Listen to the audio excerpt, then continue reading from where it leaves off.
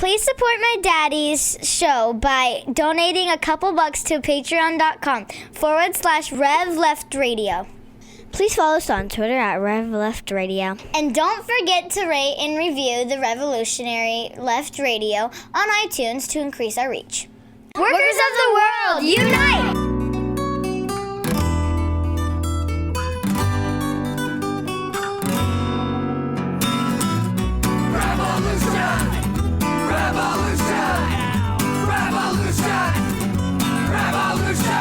Revolutionary Left Radio now. Oppose the system any way you know how.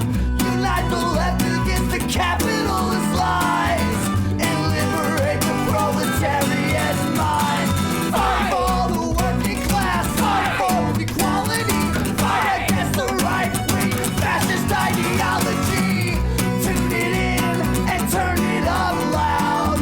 Revolutionary Left Radio starts now. Hello, everyone, and welcome to Revolutionary Left Radio. I'm your host and comrade, Brett O'Shea, and today we have back on John the Lit Crit Guy to talk about the profound work of Mark Fisher, Capitalist Realism, Is There No Alternative? Now, we had John on our Gothic Marxism episode a few months ago, and that had a lot of really good reception by our listeners. And in some ways, this conversation will sort of match up and kind of dovetail with that earlier conversation, since a lot of what we're focusing on sort of combines the insights of both Gothic Marxism and the concept of capitalist realism. But before we get into anything, John, would you like to introduce yourself and say a bit about your background for people who don't know who you are?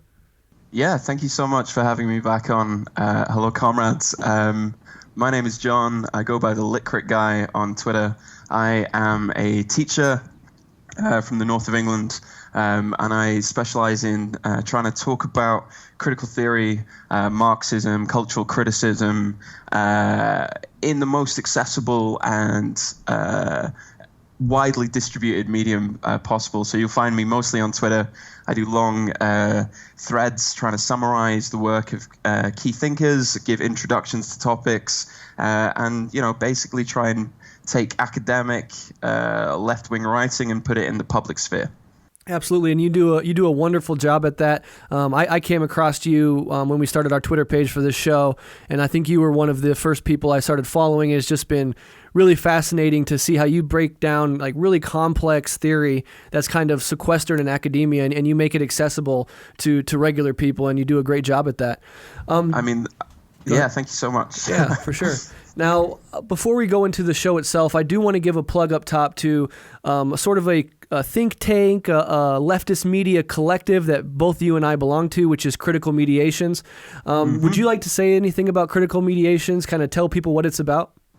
Yeah, absolutely. So Critical Mediations is a network of left-wing media creators and critics. And what we try and do is we're trying to connect left-wing podcasters and other content creators with one another and build a platform, a broad, loosely affiliated group of people who can push each other on, that we can kind of promote good leftist media as a way of taking on the prevailing right-wing hegemony in a lot of mainstream media. We also want to give a space to left-wing media critics to engage with this really vital political sphere. So we started just a few months ago. We've already gained a lot of traction. Some incredible content creators have joined.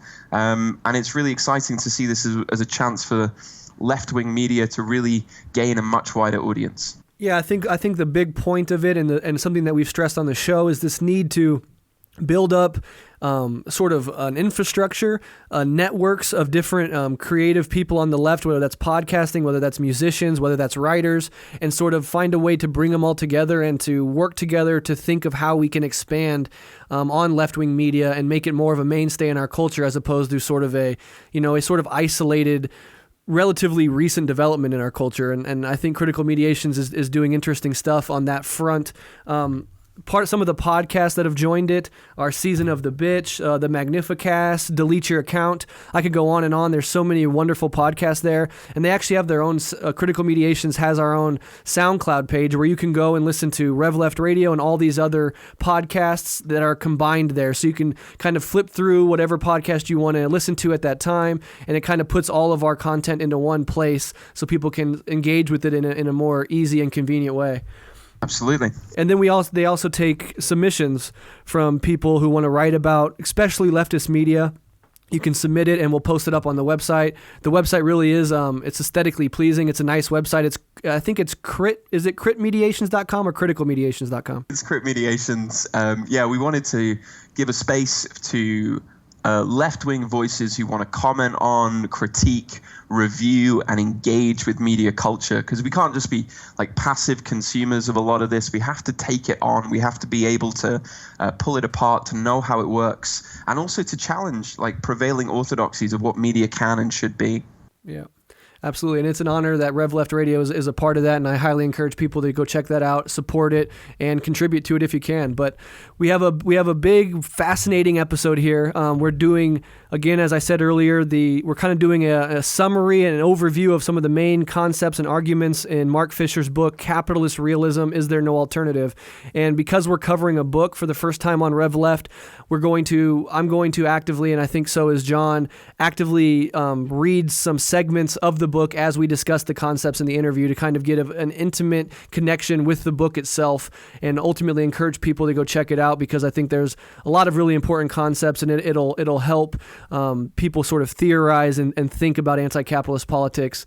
But before we sort of get into the book itself, I think it's just kind of an interesting way to start. How did you first discover this book, and what effect did reading it have on you?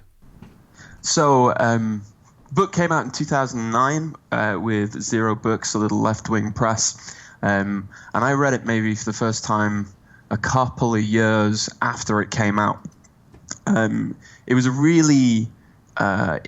it was incredibly exciting. It's really short but incredibly powerful. Every single page, every single essay in it hits really, really hard, and in a way, it was a means by which one could look at the contemporary political condition of Britain in the midst of kind of grinding austerity, a lack of political imagination, and you suddenly had a key to unlocking what was happening, what it meant, and how we had ended up in this particular situation. So over the past almost 10 years of the book being out, it's become incredibly popular because it seems to be responding to something that's so urgent, that's so contemporary.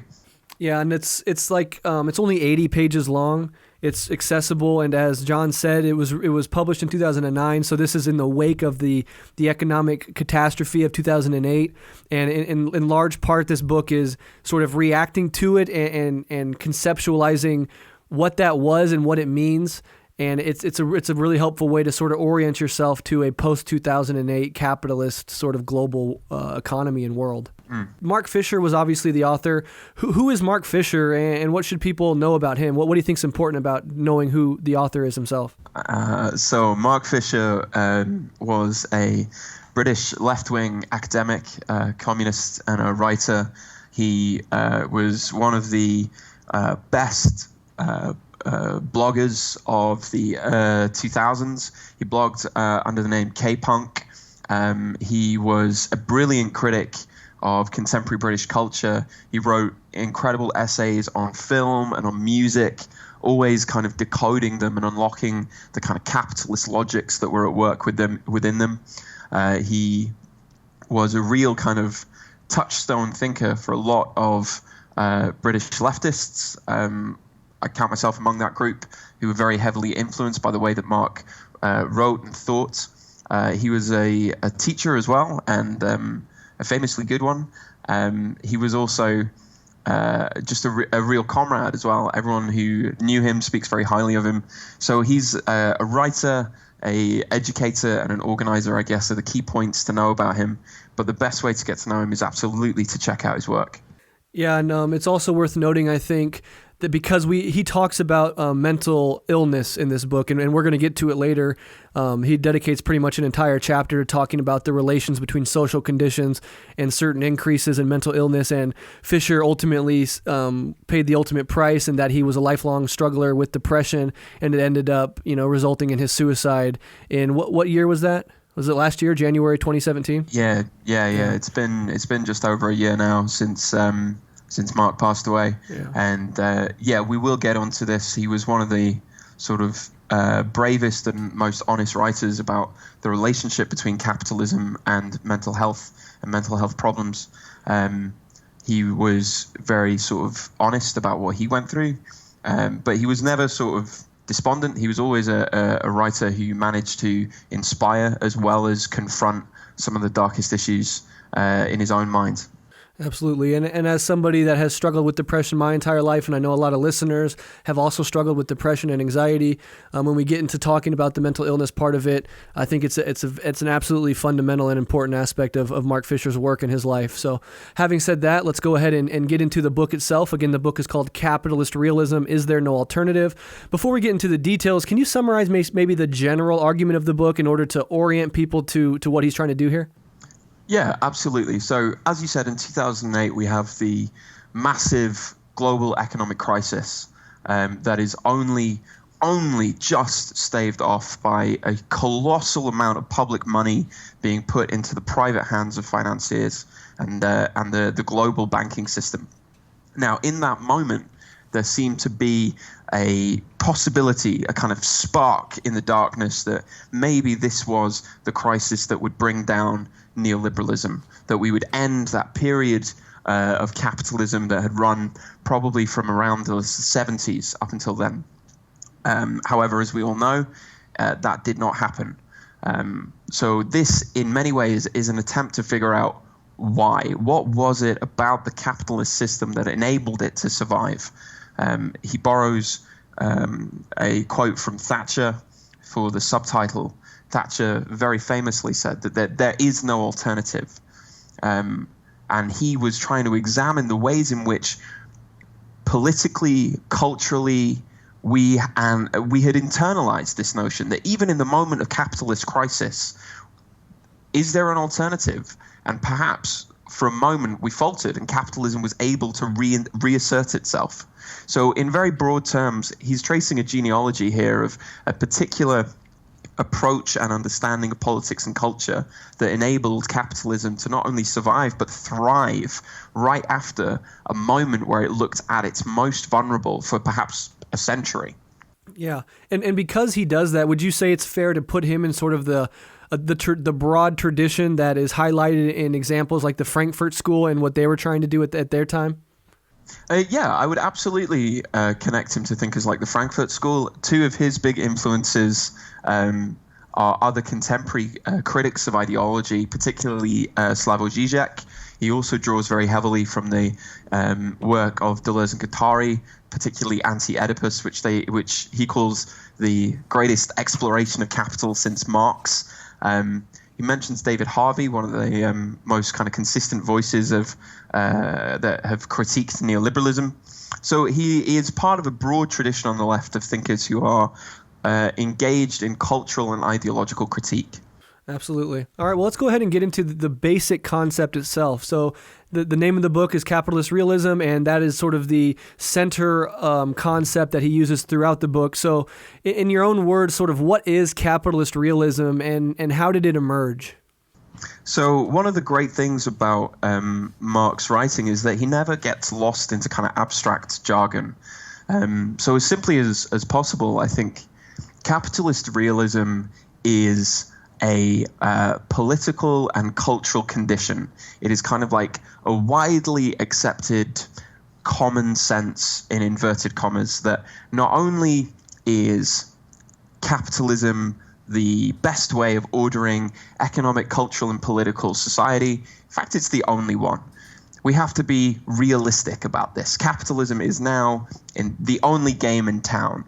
In a way, this is an expansion of a kind of well-understood thesis in leftist thought, which is that of hegemony, which goes back to the work of communists like Gramsci.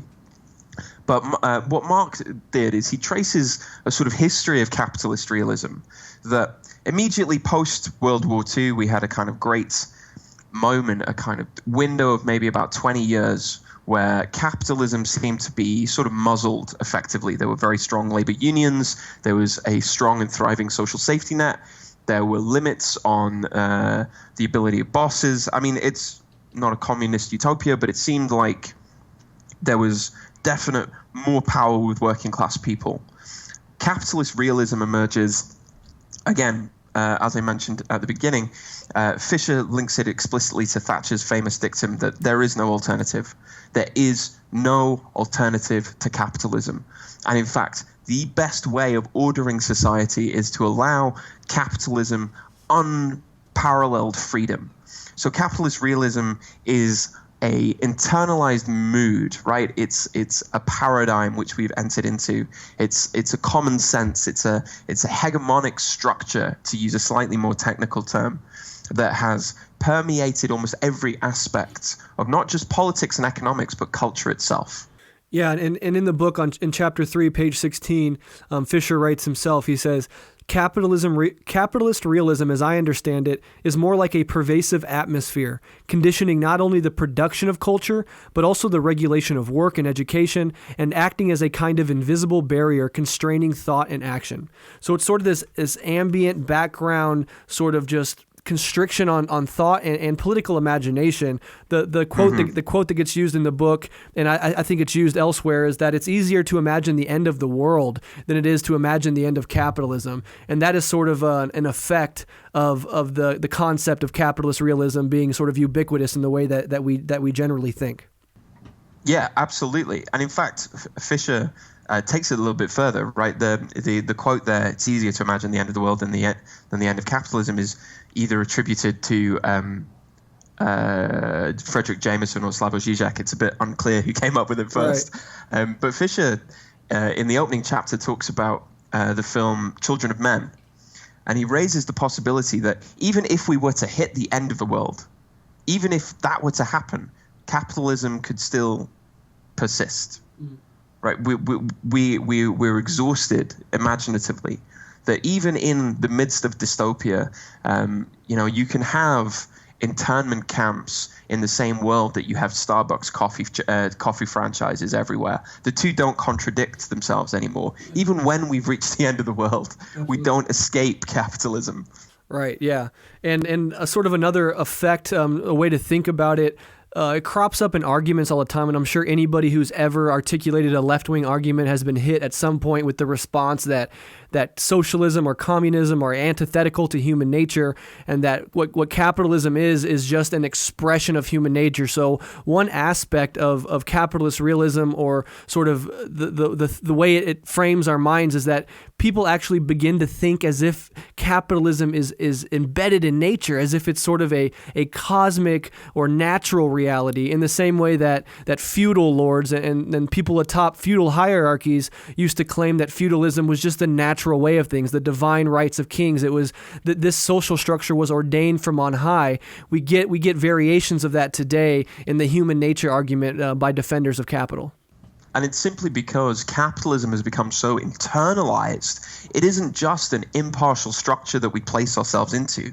It's actually something that reshapes subjectivity. It reshapes the kind of people who live in the world. So in many ways, that argument is easy to sort of knock aside as being a bad faith argument, but it's the best faith argument that they've got because there's kind of belief behind this, right, you know? Right.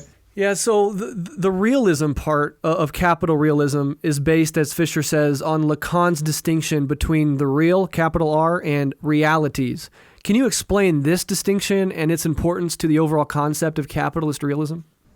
Yeah, so without getting too bogged down into the specifics of Lacanian psychoanalysis, Lacan's idea of the real is, I suppose the best way to kind of put it is that it's a sort of unauthentic, unchangeable truth, right? It's a kind of external aspect of existence and experience. Maybe good synonyms for it would be like the infinite, the actual.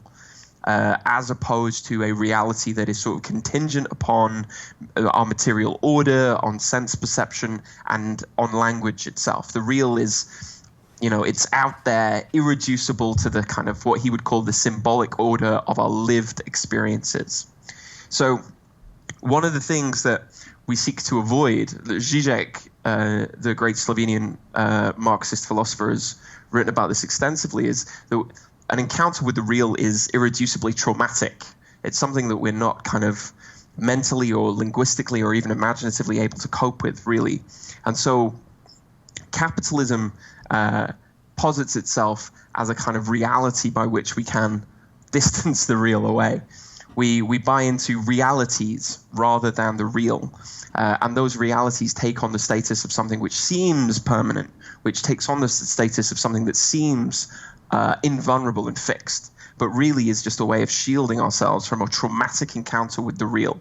That's extremely well said. And I'm going to read a longer passage from this book that gives an example of one such real, because I think, using concrete examples and reading from the book will kind of flesh this idea out even more. So in it, Fisher says, quote, "Environmental catastrophe is one such real. At one level, to be sure, it might look as if green issues are very far from being, quote-unquote, unrepresentable voids for capitalist culture. Climate change and the threat of resource depletion are not being repressed so much as incorporated into advertising and marketing. What this treatment of environmental catastrophe illustrates is the fantasy structure on which capitalist realism depends, a presupposition that resources are infinite, that the earth itself is merely a husk which capital can, at a certain point, slough off like a used skin, and that any problem can be solved by the market.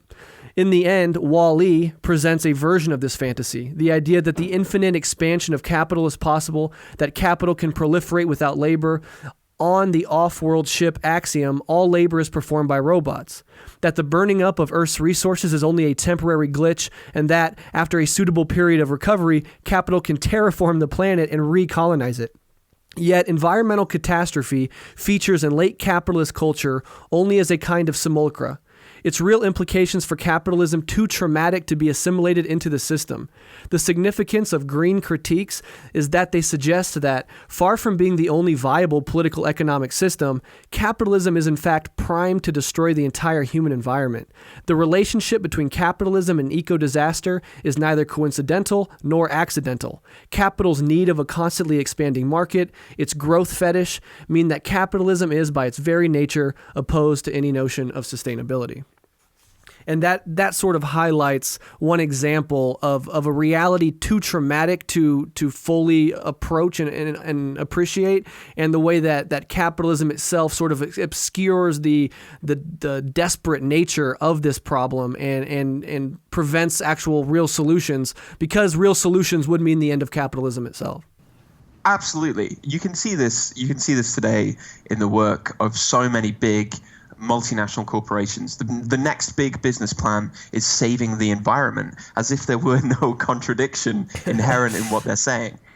They think of it as an incredibly profitable thing to stave off the environmental catastrophe that they have caused. Right. This idea that we can somehow, through the machinations of the market, stave off not just the machinations of the market, but new kinds of consumption will be the solution to the problems of consumption, shows the way in which capitalism seeks to sort of shield itself from these sort of hugely traumatic, real encounters.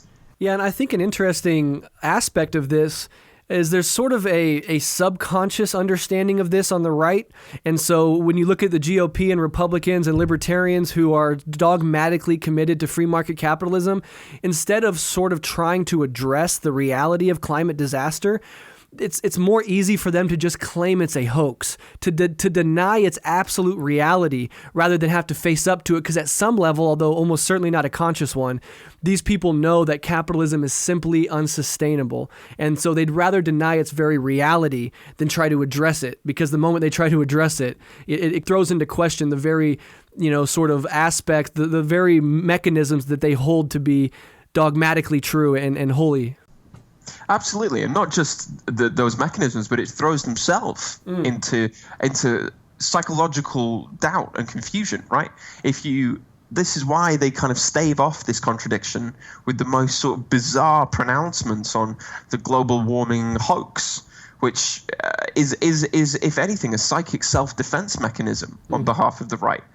But that's why it's absolutely vital that these points of antagonism, these conflicts between real incoming problems and capitalist ideology, be exploited to the full. Absolutely. Now, in the book, Fisher argues that the USSR represented the only real example of a working non-capitalist system. What role did the collapse of the Soviet Union play in the emergence of capitalist realism and the reframing of the historical narrative essential to it? Yeah, so this is really coming back to something that we've maybe heard an awful lot, which is that we've reached the end of history. This is Francis Fukuyama's much quoted thesis, right? We've reached the end of history. The collapse of the USSR signifies the failure of actually existing socialism, the actually existing alternatives to a capitalist mode of production. I'm not saying I necessarily agree with this, but this is the kind of logic of capitalist realism, right? You see that the USSR falls apart, and this enables you to present an image that not only is capitalism completely natural, it's also the best, and it's also morally superior.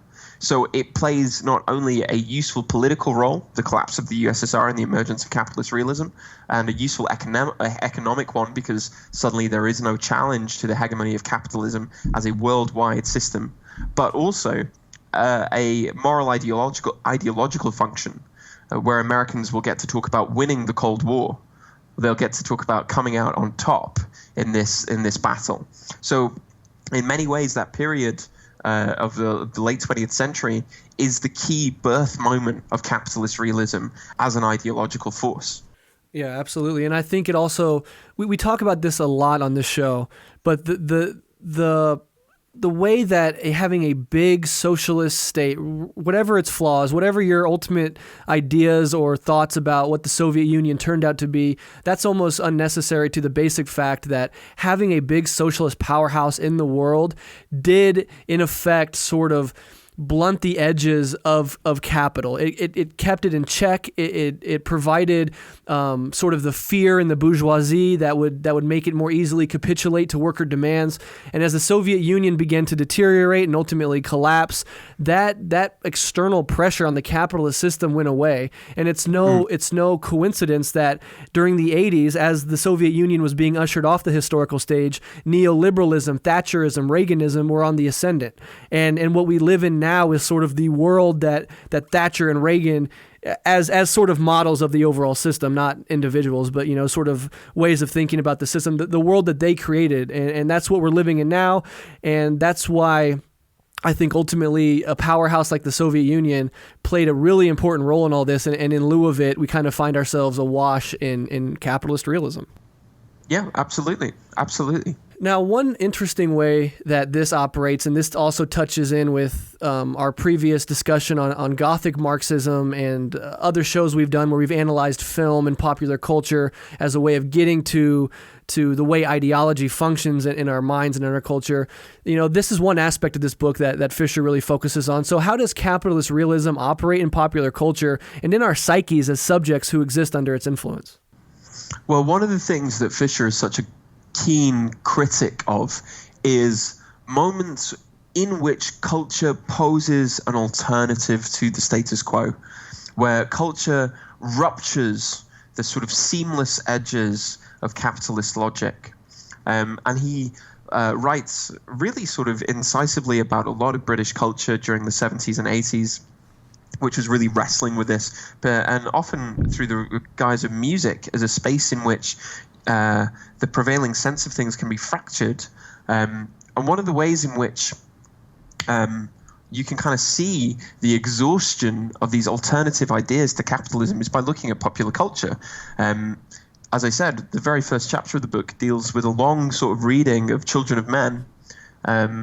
This notion that even in the midst of an apocalypse, even in the midst of a dystopia, nothing new has actually emerged yet. There is a problem of sterility in the film, which Fisher reads almost entirely metaphorically. There's this great scene where one of the main characters goes to Battersea Power Station, which has now been converted, as it were, into a sort of safe for lots of the great works of art of human history. And they pose the rhetorical question of, well, what's going to happen to all of this cultural wealth if there are no future generations to see it? And instead of trying to sort of assert the possibility of a future, what you get is a kind of exhausted nihilism, a sort of, I try not to think about it.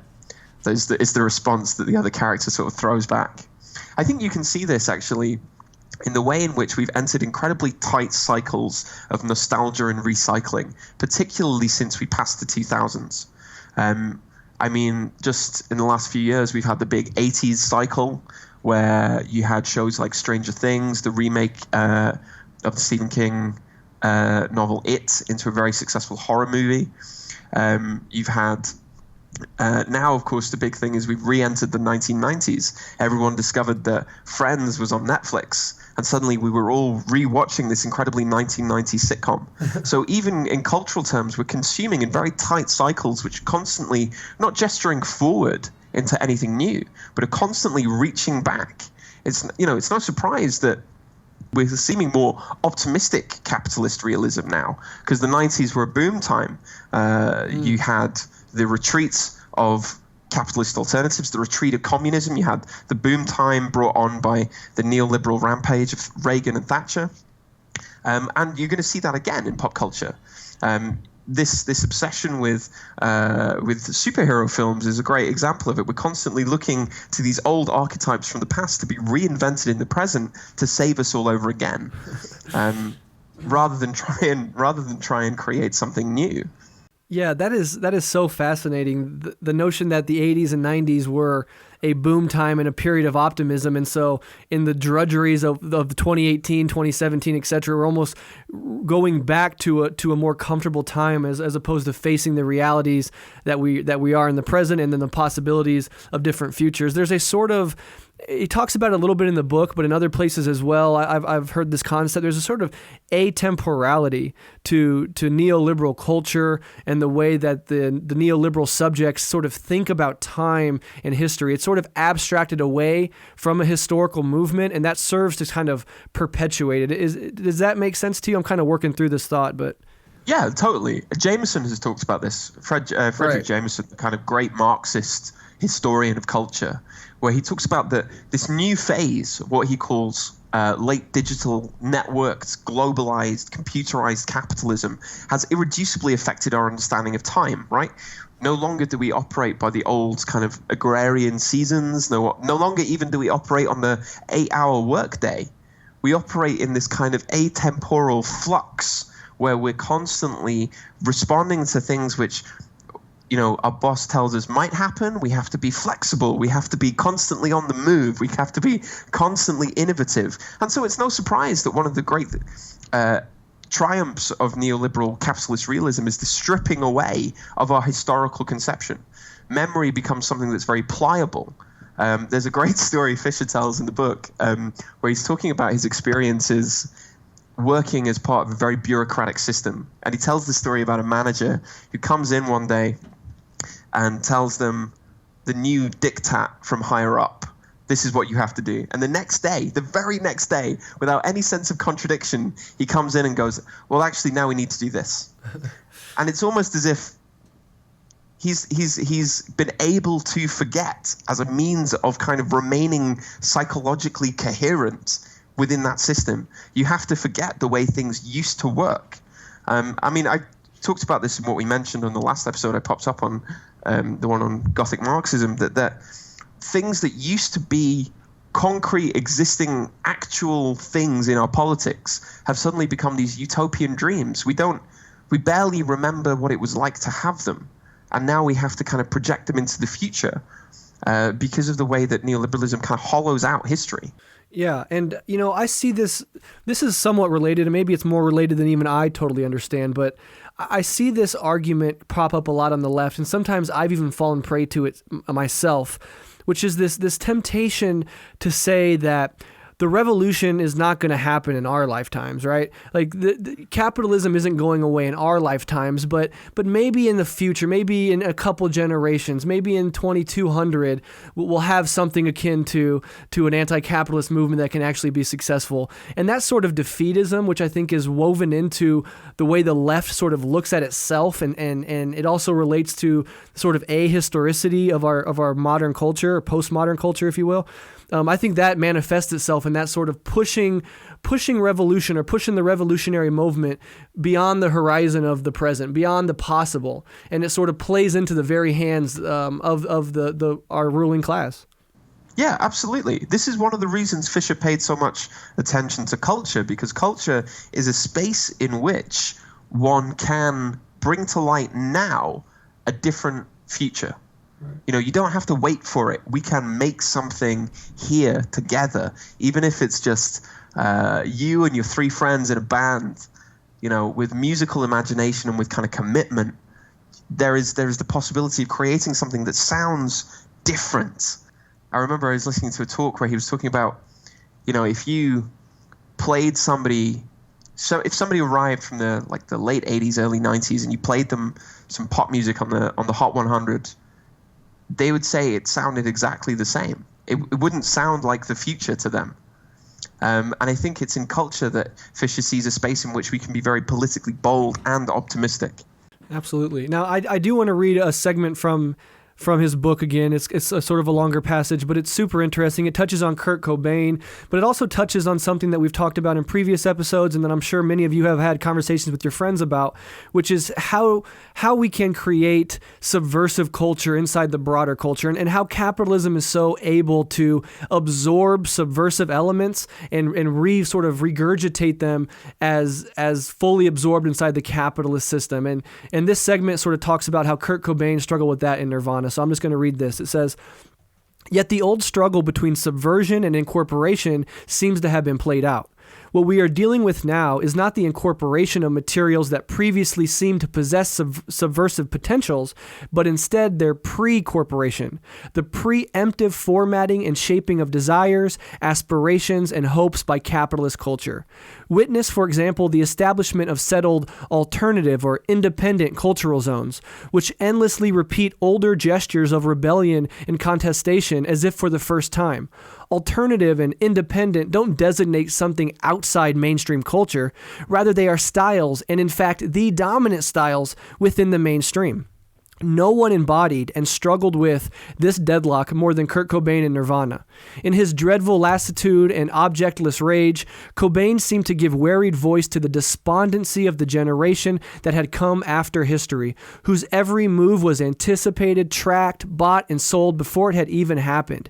Cobain knew that he was just another piece of spectacle, that nothing runs better on MTV than a protest against MTV. He knew that his every move was a cliché scripted in advance, and knew that even realizing it as a cliché was a cliché. The impasse that paralyzed Cobain is precisely the one that Jameson described. Like postmodern culture in general, Cobain found himself in a, quote, world in which stylistic innovation is no longer possible, where all that is left is to imitate dead styles, to speak through the masks and with the voices of the styles in the imaginary museum. Here, even success meant failure, since to succeed would only mean that you were the new meat on which the system could feed. And I think that sort of speaks to sort of a position that a lot of creative people find themselves in. People that want to authentically create subversive music or give voice to the subversive impulse, and being confronted with the monstrosity of the capitalist system, which seems so easily to absorb it and make it its own, and in the process strip it of its subversive value. Absolutely. I think this is something that we're still struggling with, right? How do we do this? How do we create culture that is meaningful if the old forms of rebellion and of subversion have already been pre-corporated into the capitalist structure which we're trying to throw off? Yeah, extremely challenging is something, I don't have the answers to. I mean, I still wrestle with it all the time, and I'm sure many people out there do as well. But let's move on to the interrelation between a few things, because the concept of postmodernism, the concept of neoliberalism, and the very concept of capitalist realism themselves, they're not synonymous with one another, but they interact. So what is the relationship between capitalist realism, neoliberalism, and postmodernism, and in what ways is our neoliberal culture postmodern, according to Fisher? So we'll kind of start with a few definitions. Yeah, that's a huge question. I apologize. Yeah, no. That's really cool. That's a great question. It's a great question. So postmodernism is commonly called this sort of collapse of grand narratives, right? That's a very famous quote from a book written by Jean-Francois Lyotard, which is called The Postmodern Condition. And he says, to summarize or to simplify in extreme, I would say that postmodernism represents a skepticism towards meta-narrative, towards the grand unifying stories which we tell ourselves about how the world and how society functions. I mean, in ages gone by, one of the meta-narratives that held together a culture and a society was something like the divine right of kings, for example, or even religious belief. Works as a meta-narrative to unify and define a particular cultural moment. Now, we've reached a point when all of those have begun to fracture, right? It's become, belief is something that we now do in a sort of cynical way, which is something Zizek has been a very trenchant critic of. Neoliberalism, this moment of not only arguing that there are certain things that the market should do, that there are certain things the market is the best at, and actively using the mechanisms of the state in order to create those markets. And so neoliberal culture depends upon a lack of belief in many ways. It depends upon that collapse of meta-narrative, because it allows even things like belief to become spaces in which markets can operate. I think one of the really good examples of this is something like what is very common in America, which is Christian culture, right? No longer do you have a religion that seeks to kind of explain society. What neoliberal capitalism has done is just replaced mainstream society with its own hermetically sealed bubble. So instead of going to the movies, you go see Christian movies. Instead of going to a gig, you go see Christian music instead. So it is a cynical way of ensuring that new markets can consistently be created, and it's a way of ensuring that there is nothing that remains that can challenge the naturalization of capitalism as not just an economic system that emerges through particular historical and material conditions, but as just the way the world is.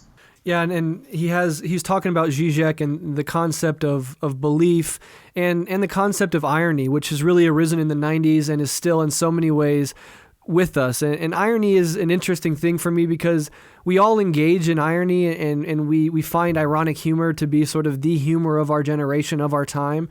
But it serves interesting purposes. One of the things in the book, Fisher, working off of Zizek, says, capitalist ideology in general consists precisely in the overvaluing of belief, in the sense of inner subjective attitude, at the expense of the beliefs we exhibit and externalize in our actual behavior.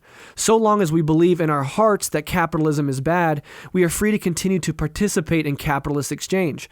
According to Zizek, capitalism in general relies on this structure of disavowal. We believe that money is only a meaningless token of no intrinsic worth, yet we act as if it has a holy value. Moreover, this behavior precisely depends upon the prior disavowal.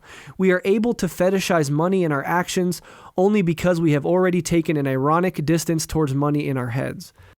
Absolutely. And one of the kind of key insights from both Fisher and Zizek is that ideology is not necessarily, even left ideology, is not necessarily about what we say. It's about what we do. You know, that's how you see it. That's how you find it. And there's this great quote from Fisher where he says that the most Gothic description of capital is also the most accurate. Capital is an abstract parasite, an insatiable vampire and zombie maker, but the living flesh it converts into dead labor is ours, and the zombies it makes are us. There's a sense in which it simply is the case that the political elites are our own servants. The miserable service they provide from us is to launder our own libidos, to obligingly represent for us our disavowed desires. Because one of the things that we have not yet done, and one of the things that Fisher insists upon as being a vital means of reclaiming political agency, is the accepting of our insertion at the level of desire into capital. You know, what's being another quote, Fisher says that what's being disavowed in the objection of evil and ignorance onto phantasmatic others is our own complicity in planetary networks of oppression. That insertion at the level of desire, you know, we know in many ways that we don't have a choice but to participate. But is there a level? Have we reckoned with that level on which our participation is a means of accessing and gaining our desires? Man, it's so challenging because it speaks so directly to a situation we all find ourselves in. We all struggle with this as, you know, conscious leftists, as anti-capitalists, as communists, anarchists, socialists, etc. It's something we have to face in every step of our lives, and it's a challenge, and it's our job to deal with it. No easy answers, There but really isn't. just the requirement that we be honest about where we are. Yeah, and I think that's so important, you know, to elevate and articulate questions that cut to the core of how we live and how we think, that make us face those sort of inconsistencies in ourselves and in our culture. Those questions are the springboards to solutions. Without those questions being articulated and challenging us, the solutions are impossible to find. So as difficult as some of this stuff is, it's also the doorway into maybe ways of finding solutions. But moving on, talking about neoliberalism, a concept that Fisher makes use of throughout the book is the concept of business ontology. So what is business ontology, and what role does it play in our politics and our culture? So business ontology is maybe the kind of mantra of neoliberalism, that not only should we organize things like a business, we should run them like a business, and in fact it's their best mode of existence is realized through a business. I saw a great example of it just the other day on Twitter. There was a headline that was floating around that was reporting on a study done by the accountants at Goldman Sachs, where they questioned whether curing patients was a reliable and positive business practice. Because if people have contracted an infectious disease and a doctor has figured out a way of curing that person, you've also reduced the future business pool. This is an incredibly pure example of a business ontology. This is looking at life itself, not as an inalienable right, but as a series of economic exchanges.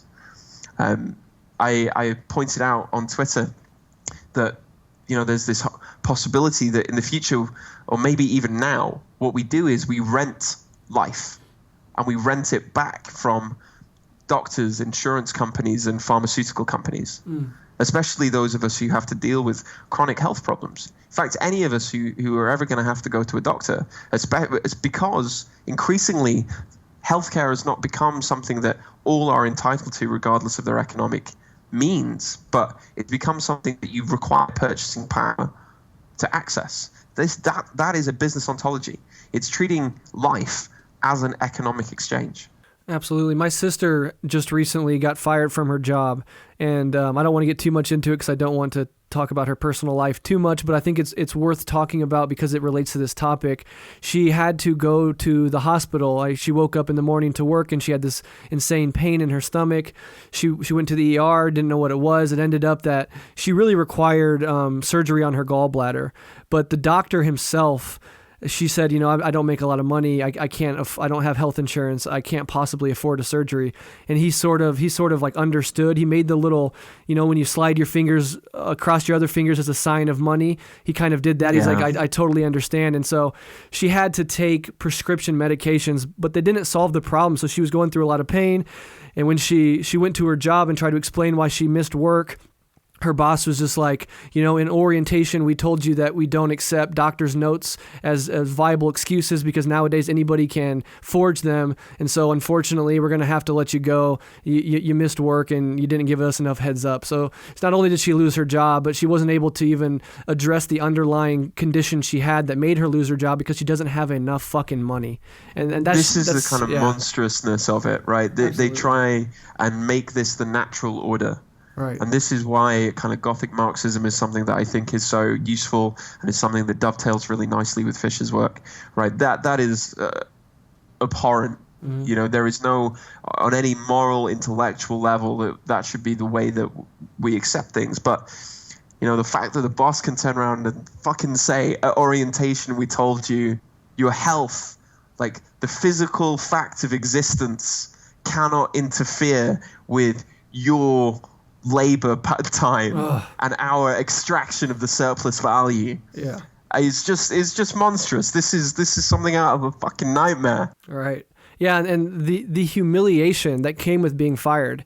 She was so humiliated. She's like, don't tell Dad. I don't want people to know that, and obviously nobody listening knows my sister, so it's sort of shrouded in anonymity. But she's humiliated, and she was just destroyed by the healthcare system, destroyed by the capitalist workplace, and then on top of it, she internalizes that as her own failure. And it's fucking heartbreaking. This is a business ontology, right? Where not only is it simply obvious that we should run everything, including healthcare, education, as a business, but all of us become employees. So structural issues, flaws in the fabric of capitalism, become reflected in our own sense of self. People who have done nothing wrong will think of themselves as the most abject failures, as humiliated, simply because capitalist realism has naturalized this idea that this is just how the world is. Right. And something that came to mind when you were saying this, I had not thought of this before, but when you were sort of explaining business ontology, Trump himself is a manifestation of business ontology. One of the biggest arguments that you heard from people, including my own father, when he was trying to defend Trump's rise, was he's a businessman. What America needs is a businessman. Yeah, we run this country like a business. I'm like, what in the fuck? In many ways, though, I was thinking about something much the same. And Trump is the reality TV simulation of a businessman. And I was thinking about this because he put a fucking trailer up for his political decision about striking at Syria. Where he said, big decision coming on Monday, as if it was the promo for the next episode of U.S. Capitalist Nightmare. Right. Ugh. Oh my God, yeah. So we can talk about that forever, but I think both of us will just get super angry and end up breaking something. So let's go ahead and move on a little bit. Fisher argues that capitalist realism has so thoroughly captured the public's mind that even the idea of anti-capitalism becomes incorporated into capitalist culture and rendered impotent by that act of subsuming. Can you talk about this and maybe highlight some examples of how anti-capitalism has been incorporated into capitalist culture itself? Yeah, so there are two examples that I'd like to flag up, and this comes in the chapter of capitalist realism called "What If You Held a Protest and Everybody Came?" And it's, in a way, corporate anti-capitalism, what we might call capitalist anti-capitalism, is a symptom of the failures of the anti-capitalist movement, which Fisher says even prior to the September 11th attacks on the World Trade Center had conceded an awful lot to capitalist realism. Anti-capitalists were struggling to coherently articulate what a alternative to capitalism might look like, and so maybe the best we could do was not replace it, but we would mitigate the worst excesses. We would have capitalism with a human face. We would make it a bit nicer. And Zizek has a really famous example of this, which is that you go into Starbucks, you go into any Starbucks, and they'll tell you that a portion of your coffee will, the price of a cup of coffee, a portion of that will go to help coffee farmers in the global south, in the developing world. So in the act of consumption, you buy your redemption from consuming. So you go, well, I know I shouldn't really participate, but I go into the Starbucks, I get a nice cup of coffee, and I can feel good knowing that a little bit of that money has gone to help coffee farmers in Ecuador, for example. In many ways, Fisher expands on this, and he refines it a little bit by singling out the Live 8 concert in 2005. And there's this great quote here that I'd like to read very briefly. Live 8 was a strange kind of protest, a protest that everyone could agree with. Who is it who actually wants poverty? And it's not that Live 8 was a degraded form of protest. On the contrary, it was in Live 8 that the logic of the protest was revealed in its purest form. The protest impulse of the 60s posited a malevolent father, the harbinger of a reality principle that supposedly cruelly and arbitrarily denies the right to total enjoyment. This father has unlimited access to resources, but he selfishly and senselessly hoards them. Yet it's not capitalism, but protest itself, which depends upon this figuration of the father. And one of the successes of the current global elite has been their avoidance of the identification with the figure of the hoarding father, even though the reality they impose on the young is substantially harsher than the conditions they protested against in the 60s. You'll see this all the time if you ever dare criticize Elon Musk on Twitter. If you point out that he is an exploitative capitalist who treats his workers atrociously, who's seeking to make himself into some kind of god king in outer space, what you'll get is you get loads of people coming back and going, oh, but he's one of the good billionaires, as if any billionaire could be considered morally good. The global elite itself, in the form of entertainers such as Bono, organized Live 8. Those most responsible for the exploitation and degradation of global poverty were the ones who were organizing this global spectacle that was supposed to legislate away poverty. Yeah, and in the book he talks about like the movie Wall-E and how there's sort of a way that even film with explicitly anti-capitalist messages can sort of be used by capital as a way to dissipate anti-capitalist energy and to allow you to walk out of the theater feeling sort of morally and intellectually superior, feeling like you understand how everything is fucked up, but also at the same time giving you no meaningful way to go about actually changing the problem. So it poses no actual threat to capital's domination. Yeah, it's like, oh, we want to feel good about our anti-capitalist ideas, so let's buy a movie ticket. Right.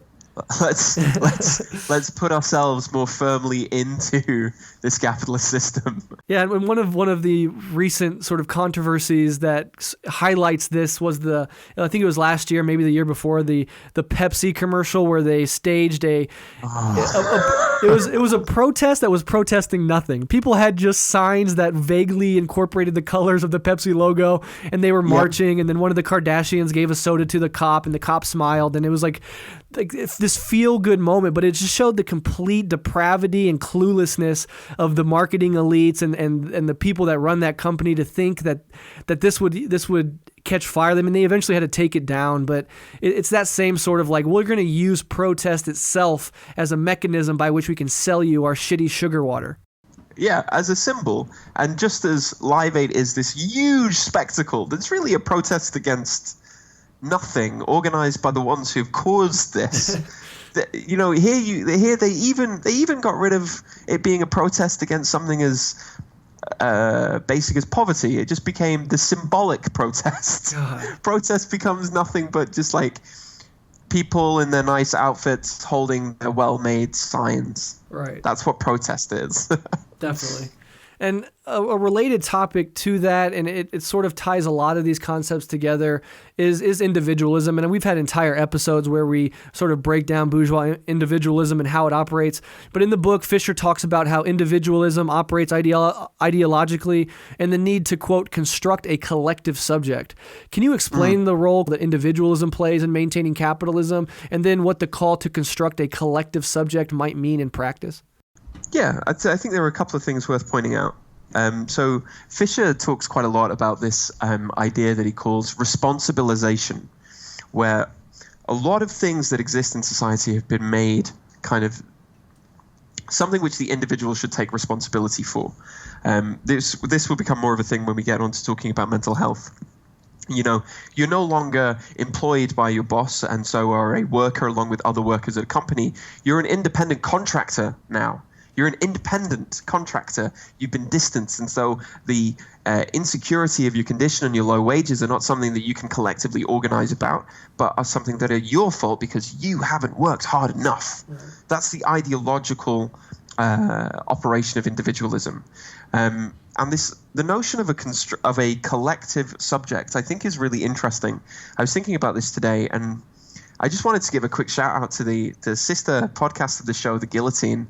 And I was thinking about how so many people I see on the Guillotine Pod Twitter feed say that they listen to the show and it gets them quite emotional.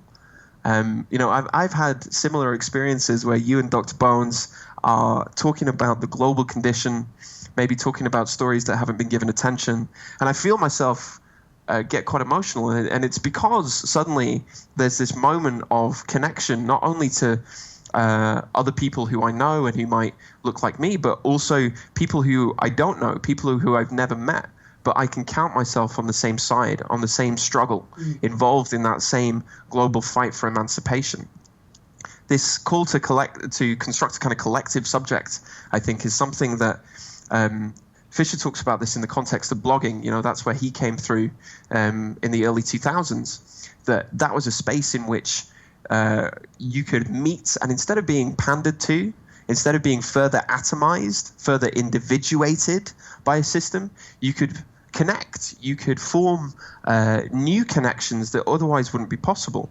So I think the collective subject, this idea that we have to find new means of building class solidarity, of class consciousness, is something incredibly vital.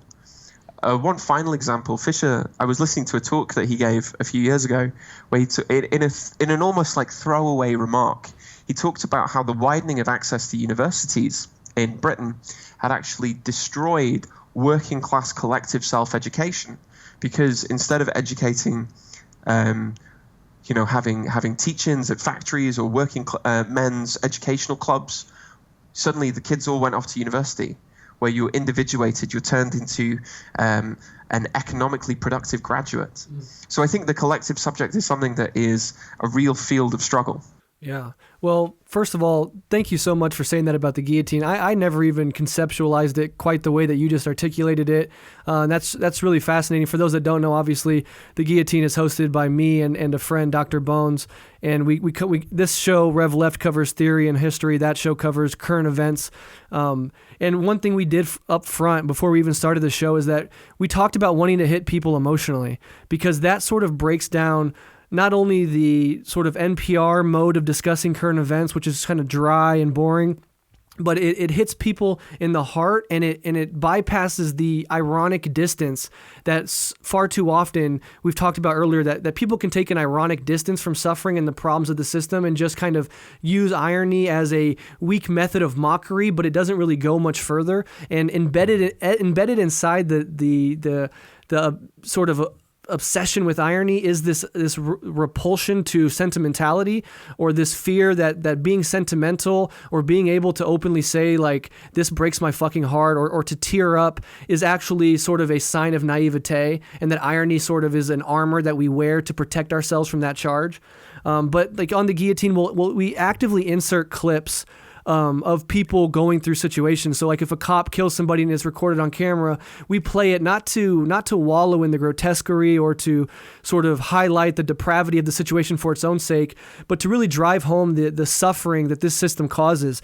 And even when you hear a Palestinian mother or a Kurdish person in Afrin being attacked by Turkey scream and cry in a foreign language, you don't even know what they're saying, but you viscerally connect with the pain that they are trying to explain. So language itself falls away, and all you have is this human-to-human relationship. I know that feeling.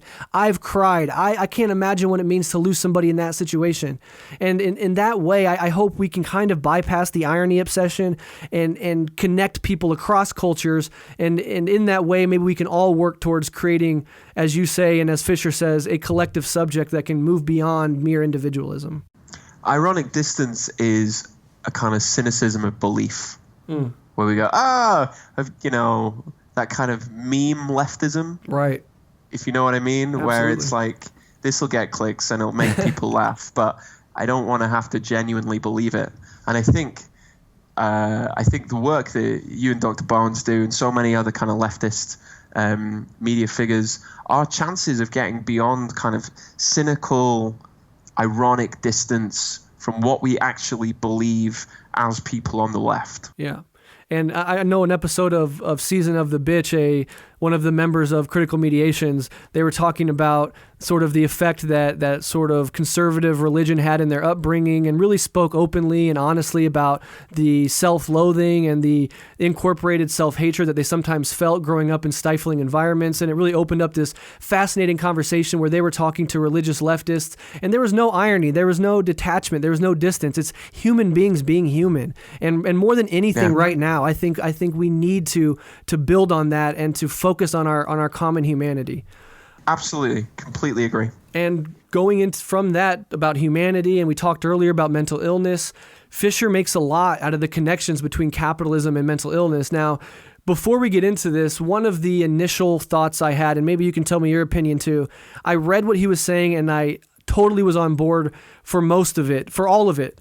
But what I felt like he was missing, and maybe it was just the format of the book and its inability to go too deep and cover every aspect of mental illness. But I do want to avoid being reductive, where mental illness is reduced merely to a reaction to social conditions, and to sort of downplay the genetic, chemical, or other variables that come into play to create mental illness.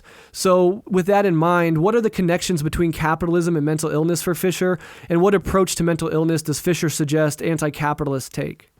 Yeah, I think that's a really important point, and I just want to firstly reiterate it, that I don't think Mark would want us to suggest, and I know we both don't want to suggest that we're being reductive, that I don't want to elide or erase the reality, the physiological, chemical, physical reality of mental illness. But one of the things that Mark writes about really movingly in lots of his work is this idea that there is some connection. There must be some connection between our material conditions and the way that we think.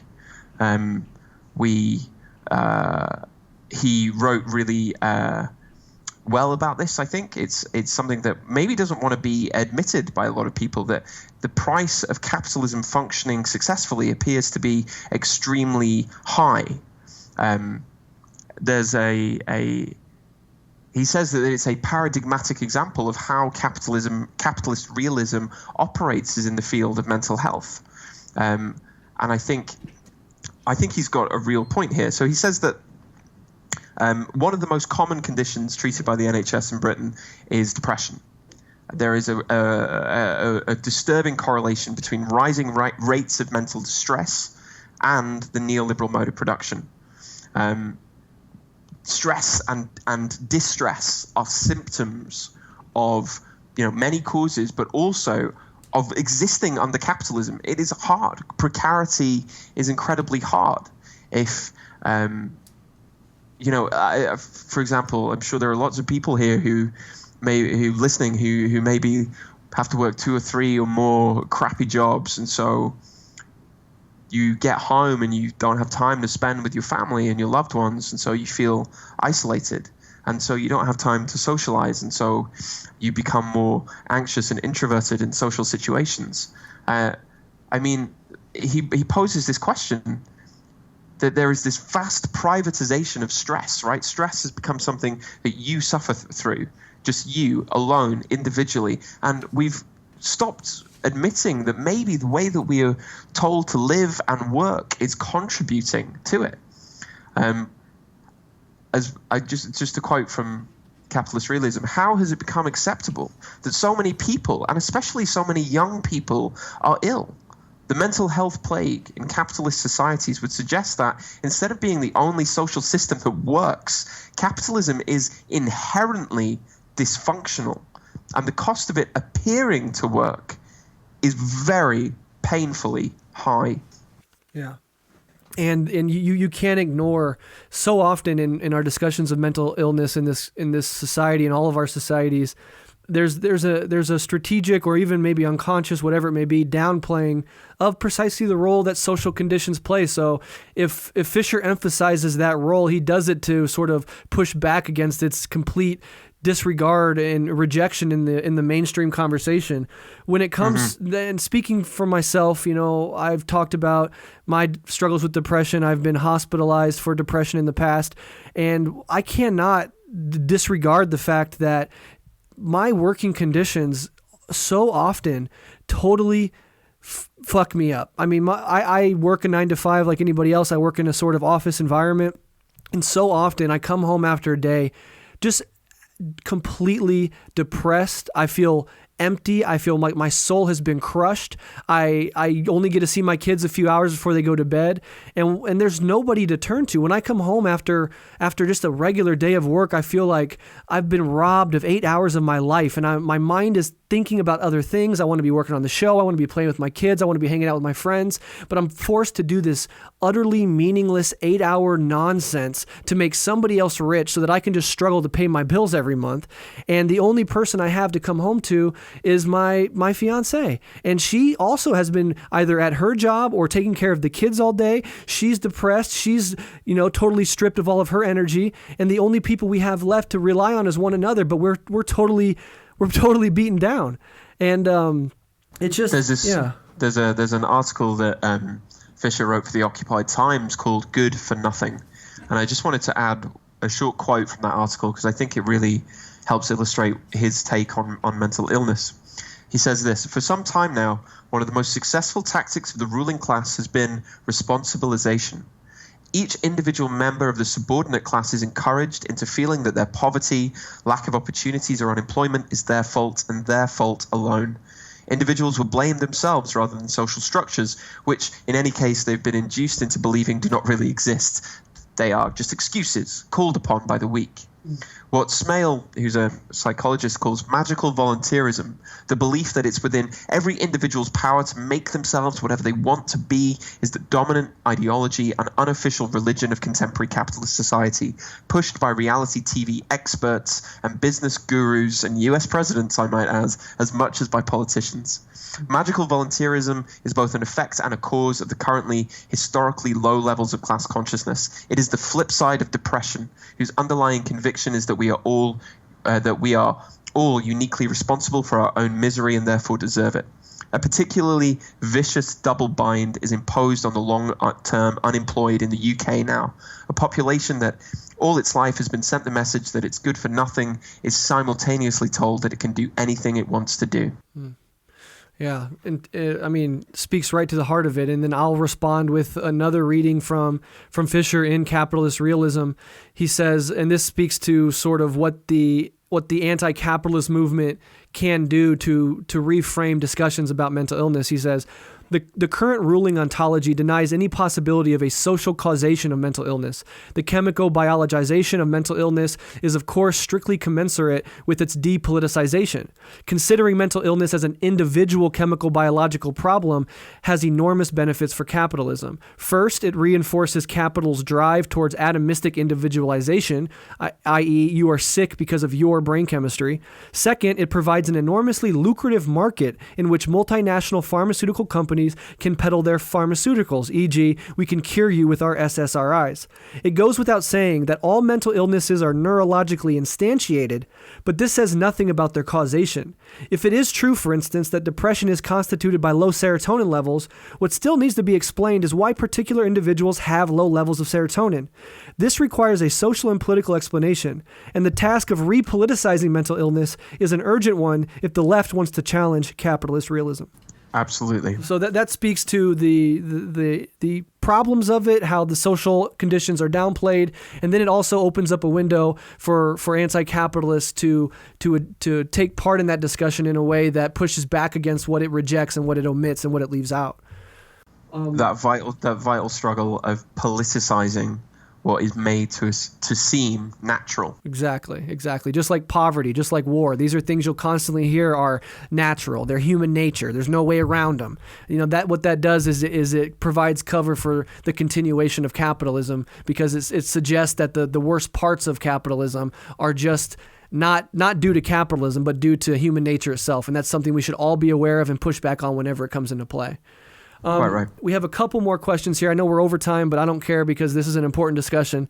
What role does the state play in all of this, both in terms of its existence under neoliberalism and in its possible use by anti-capitalists?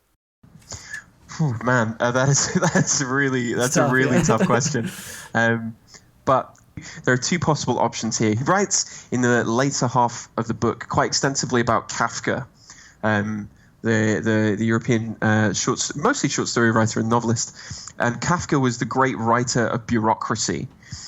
So Fisher talks about the way in which the state seems to allow capitalism to function almost seamlessly until something goes wrong. Right? Maybe you got sent a bill that you're not supposed to have, and you have to call somebody up, and you have to find your way through the morass of how capitalist institutions function, and you seem to have entered this sort of bureaucratic hellhole that you can't escape from and you can't get any solid answers out of. So the state is something that is supposed to allow for the very smooth functioning of the capitalist system, and you only see the contingency of that when something in that system goes wrong. He also makes the point that in many ways neoliberal capitalists have been kind of good Leninists. They formed their own intellectual vanguard in terms of think tanks, in terms of policy units, and have slowly had their ideology accepted as the role of the state, and that's become internalized by the operations of the state itself. Does that sort of answer the first bit of that question? Yeah, I think so.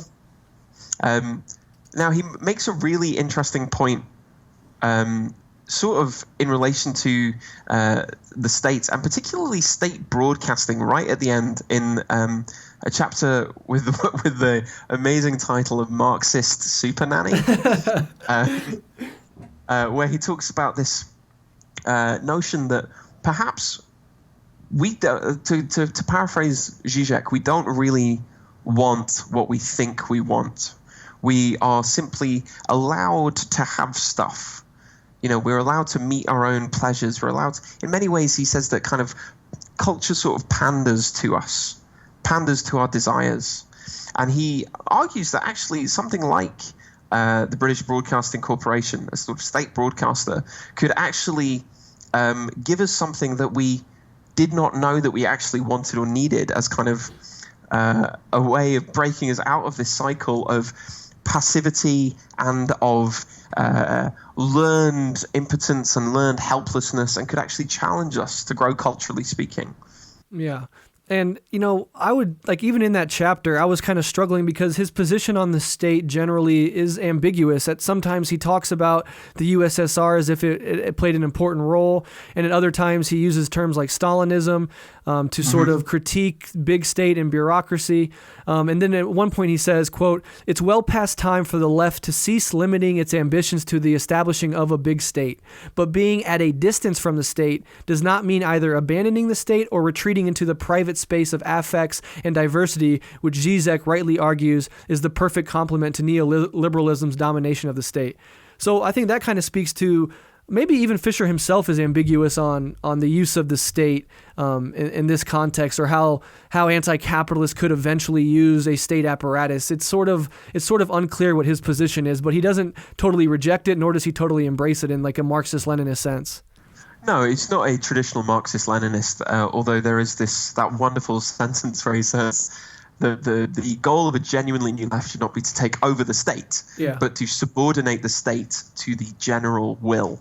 And what that requires is not kind of vanguard politics. It requires, I think probably Fisher's argument would be for the building of class consciousness. Right. Not in the old stereotypical sense, but in whatever class unities and class lines can be established. Those are the sites that we start to build up a hegemonic general will.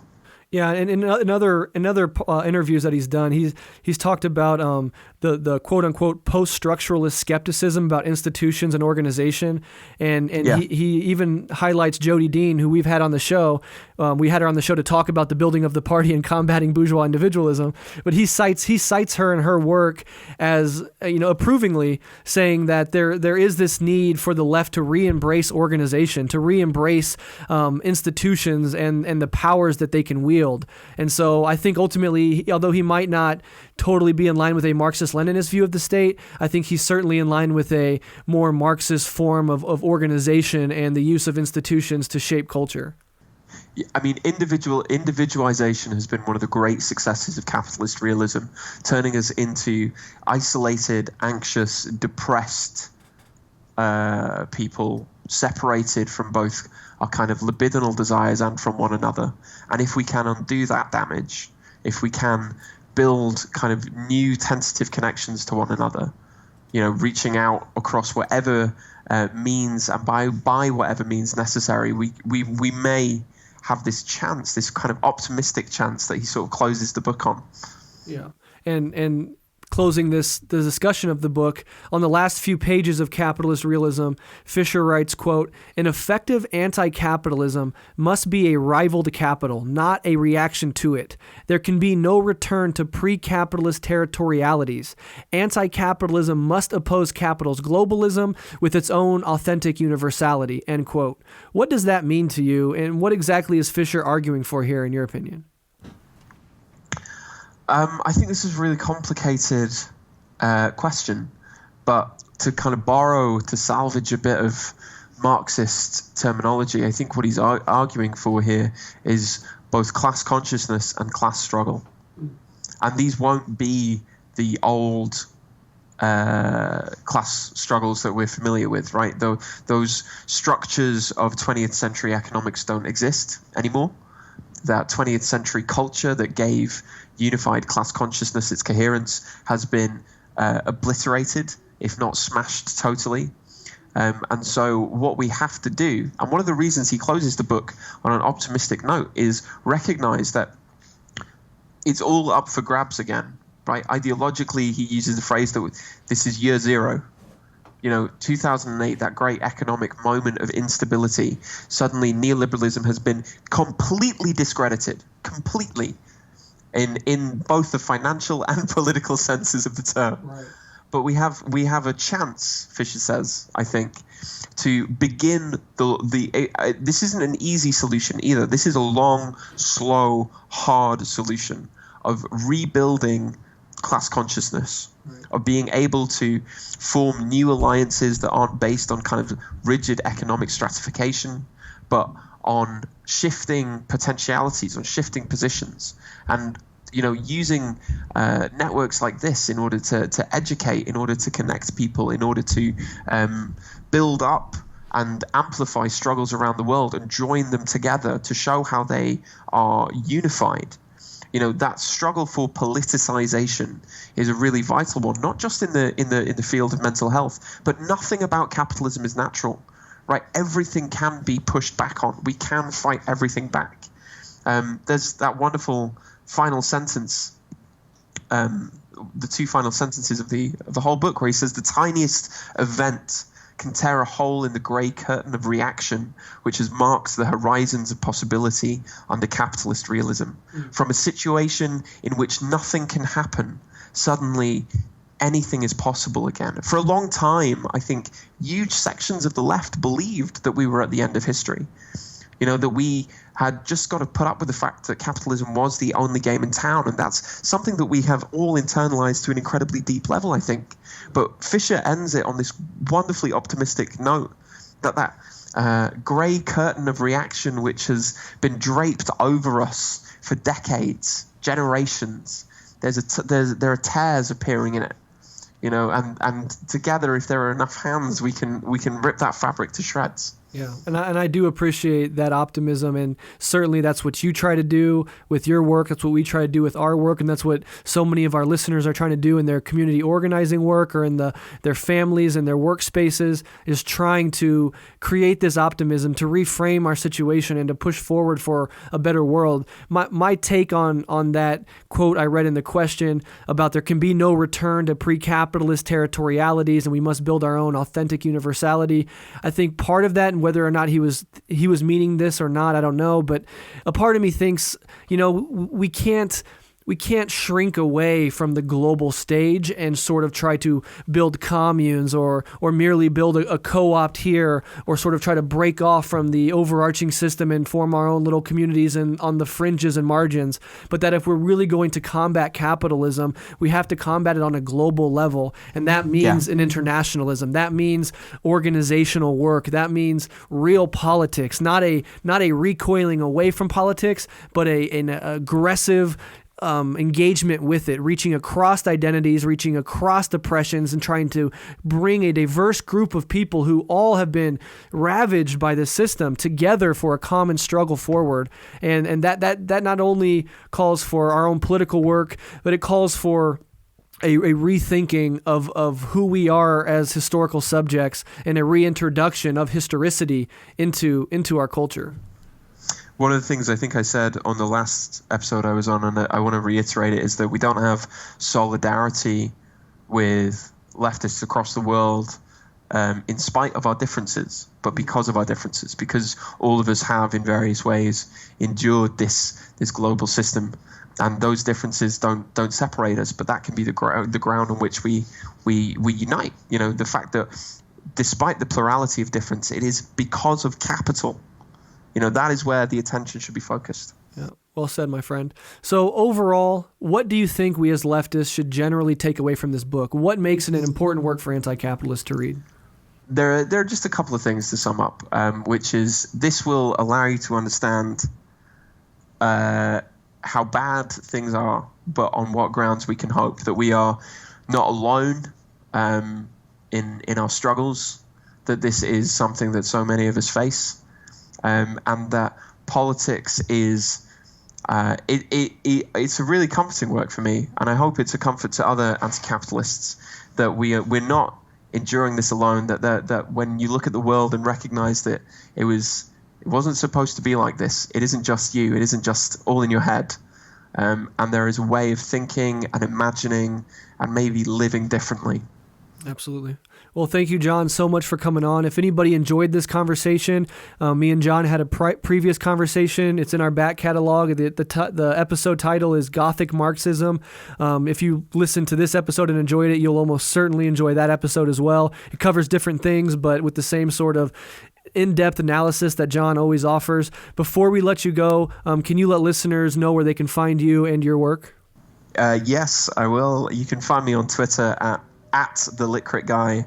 You can find me at thelitcritguy.com as well. Thank you so much for having me on. Absolutely. It's been a great discussion, and there's almost no doubt that we will have you back on again at some point in the future. You're one of my favorite guests, and this is already one of my favorite episodes. So thank you for coming on. Let's keep in touch and keep up the great work. Thank you so much. Take 10 steps with a bent-left vision to study the disorders we've absorbed inside the village. I understand the plagues and why they shake hands with my grimace that remain up in my face like top-to-bottom train car villains.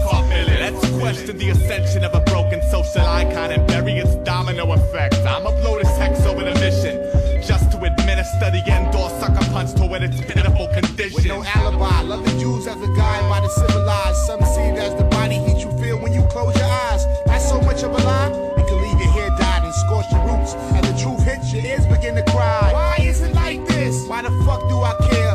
I don't have the answers, or at least the ones you wanna hear. City lights look like bright loops of fireflies. Many see the truth, the proof. Only when the liar dies, tires screech to a halt, the ground cries. Spit sparks speech in the streets, the skin marks our replies. Brief discussions of what we roll through, entrenched in the vocals, the hopeless stay hopeful. The toxic fumes choke you as I walk out my door, step into the pollution. I breathe in the problem, exhale solutions. Physically the situation's hard to stop. I had a wicked jump shot and so crack rock on back blocks. Casualties in this apocalypse, a street chronicle. Abnormal abdominal moves, push-ups phenomenal. Relaxing, drinking my six-pack, maxing. Faxing my thoughts on the satellite via Donahue. Push it. Table talk, salt and pepper conversation. Integrated sectors, metropolis and Mecca. It's a conspiracy, you know. I can't lie, Dukes. Sometimes I feel the rats got a better deal than I do. Ghost thieves, bandits, low-life scum. Punks that buckle under the rumble of my drum. Steadily searching for something new under the sun, but it's stagnant. Active element, burst of madness. Thieves, bandits, low-life scum. Punks that buckle under the rumble of my drum. Steadily searching for something new under the sun, but it's hurting. Active element, burst of burden. A new universe is ancient, so I stay patient. In the gravel pit, traveling thoughts, unraveling, pacing. Embrace the light of America and found the shade of darkness. Underground, the train car used to be my apartment. Sick of people rushing in the doors before I get out. And conductors closing the doors before I get in, I shout. The blizzard's coming, the blizzard's coming. Don't get worried now, we've been in a cold world. We just getting flurries now. Yeah, it's like slow down. You're moving much too fast to bust through the finale fashion glass. It's delicate demeanor and I teach you how to hang. But we like 19.7 something 20 clicks outside the name. Dear obedience, I apologize for the faulty academics, but they placed us in a miserable stasis. I let bygones be bygones, but trying to see eye to eye with the faceless just ain't working the way the manual paints it. See, I soak in a blue note factory where most cats hassle bandits lamping solo. And when the last red brick topples over the earth to intercept your crooked little mess, I could be found in a social coma directly to your left, engaged in a conversational marvel with my breath, recording how to document the shady baby steps. I bounce checks like a modern man, sleep with one eye open while the other two drip together specimens from the promised land. This for the thinkers, this for the urchins allergic to their own stingers, this for the absurd verdict linkers, this for that cat at my shows that's always got prophetic opinions but can't remember where his drink is. I'm wallowing, shrugging, I'm plugging your corporation, cause we alley cats addicted to the sickly warp sensation. Answer this, when all is said and done, are you a memorable trooper